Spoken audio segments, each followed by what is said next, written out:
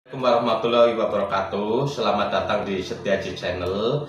Di sini saya akan berbagi pengalaman bagaimana ayam produksi bisa turun. Di sini faktor yang menyebabkan ayam produksi bisa turun itu bermacam-macam faktor. Di antaranya adalah manajemen kesehatan, manajemen pemeliharaan. Manajemen pemeliharaan ini faktor pakan akan lebih berpengaruh sekali, di mana faktor pakan ini kembali kepada kualitas bahan baku. Di antaranya adalah konsentrat, jagung, dan katul. Konsentrat 35%, jagung 50%, katul 15%. Di sini saya akan lebih spesifik lagi mengenai kualitas bahan baku katul yang pemakaiannya di mana 15%. Di sini dengan kualitas yang jelek, katul ini akan sangat berpengaruh sekali terhadap penurunan produksi. Saya ambil sampel dua katul ini dari dua penjual yang berbeda-beda dengan berat masing-masing sampel ini 450 gram itu ya, sampel yang pertama. Sampel yang kedua juga 450 gram. Nih, ini dilihat dari kemasannya aja, ini sudah berbeda. Kalau dilihat kemasannya ini lebih panjang, ini lebih pendek, padahal media plastiknya sama kemasannya. Nanti kita akan cek bersama-sama bagaimana persentase dari masing-masing bahan baku katul ini. Dilihat dari katulnya berapa persen, menirnya berapa persen, dan sekamnya berapa persen. Jadi kita harus berhati-hati di dalam pembelian katul ini.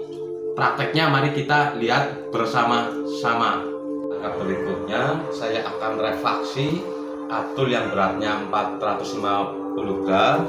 Ini katul yang pendek, ini yang panjang, dari penjual yang berbeda-beda.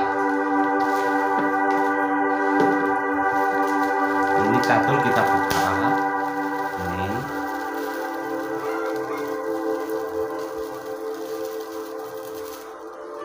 lalu kita ayak.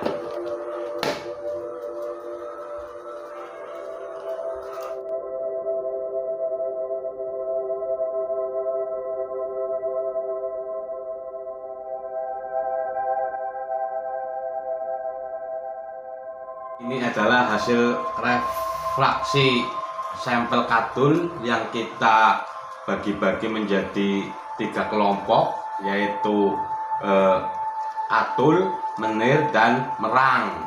Nih, kita bisa lihat sendiri ini hasilnya.